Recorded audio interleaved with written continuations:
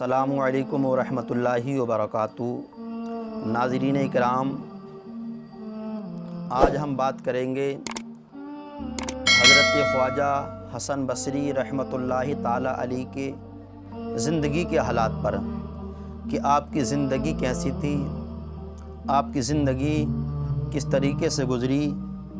आप बचपन ही से बड़े मुत्तकी, बड़े परहेज़गार थे, और मुत्तकी और परहेज़गार क्यों ना हो, इसलिए कि आपकी वालदा उम्मुल मुमिनीन हज़रत उम्मे सलमा रज़ी अल्लाह ताला अन्हा की कनीज़ थी।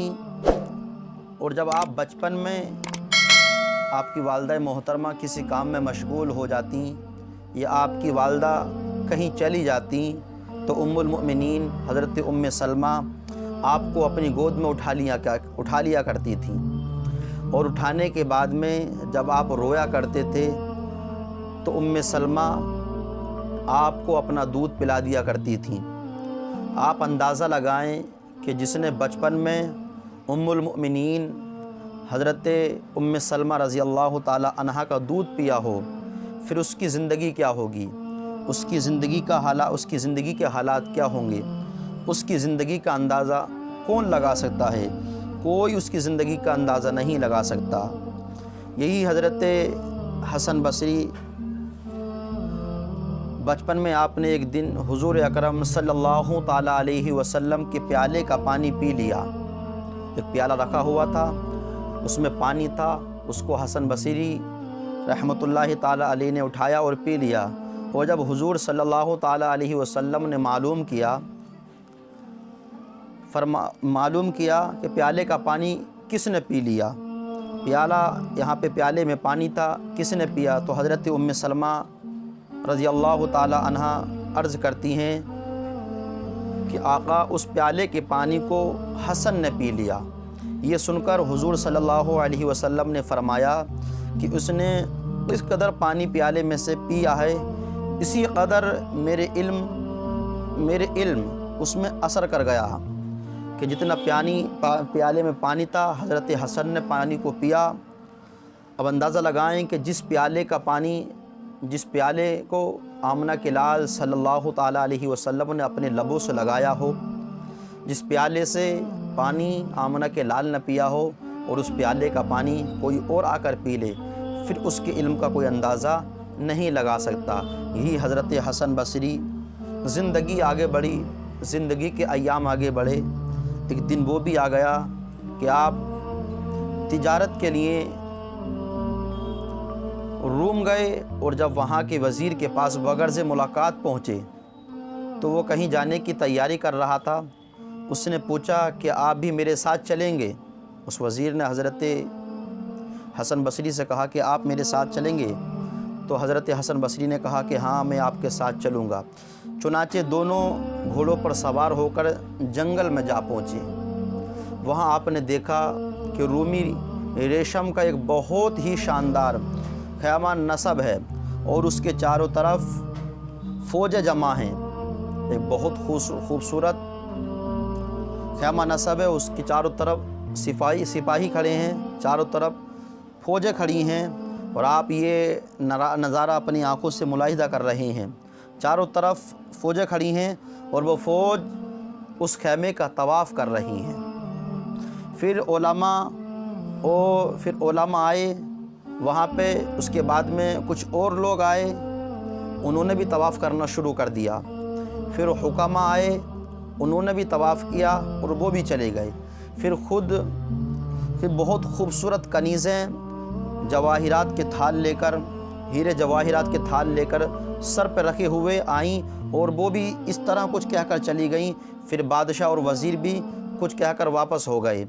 आपने हैरत ज़दा होकर जब वज़ीर से ये वाक़या मालूम किया कि आखिरकार क्या मंज़र है, आखिरकार क्या वजह है, कि मैंने देखा तबीब आए तब इस ख़ैमे का तवाफ़ कर रहे हैं, वज़ीर आए तब इस ख़ैमे का तवाफ़ कर रहे हैं, कनीज़ें आईं तब इस ख़ैमे का तवाफ़ कर रही हैं, ग़ुलाम आए तब इस ख़ैमे का तवाफ़ कर रहे हैं।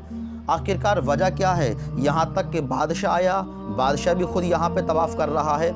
आखिरकार वजह क्या है? मुझे मामला समझ में नहीं आया।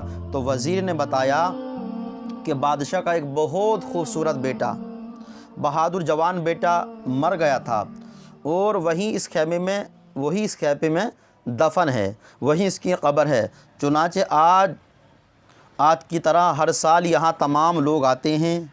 सबसे पहले फ़ौज आकर कहती हैं, अगर जंग के ज़रिए तेरी मौत टल सकती तो हम जंग करके तुझे बचा लेते, मगर अल्लाह ताला से जंग करना मुमकिन ही नहीं। इसके बाद हुक्मा आकर कहते हैं, अगर अक़ल व हिकमत से मौत को रोका जा सकता तो हम यकीनन रोक देते। फिर उलमा व मशाइख आकर कहते हैं कि अगर दुआओं से मौत को दफ़ा किया जा सकता तो हम दफ़ा कर देते। फिर हसीन कनीज़ें आईं, आकर यही कहती हैं, अगर हुस्न व जमाल से मौत को टाला जाता तो हम मौत को टाल देते।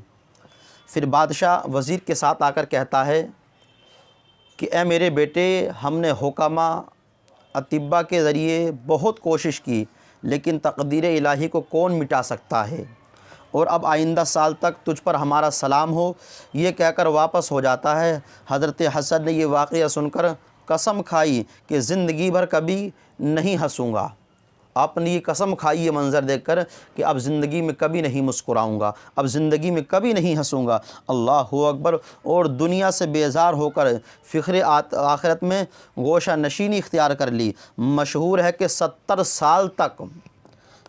साल तक आप हमा वक्त बावजू रहे और अपने हम असर बुज़ुर्गों में मुमताज़ हुए। किसी शख्स ने एक बुज़ुर्ग से दरियाफ़्त किया कि हसन बसरी हमसे ज़्यादा अफजल क्यों हैं? उन्होंने जवाब दिया कि हसन के इल्म की हर फ़र्द को ज़रूरत है और उसके सिवाय खुदा की कसम उसकी किसी को हाजत नहीं है। यह हज़रत हसन बसरी की ज़िंदगी थी। अपनी पूरी ज़िंदगी दीन के नाम पर हज़रत हसन बसरी ने क़ुर्बान कर दी।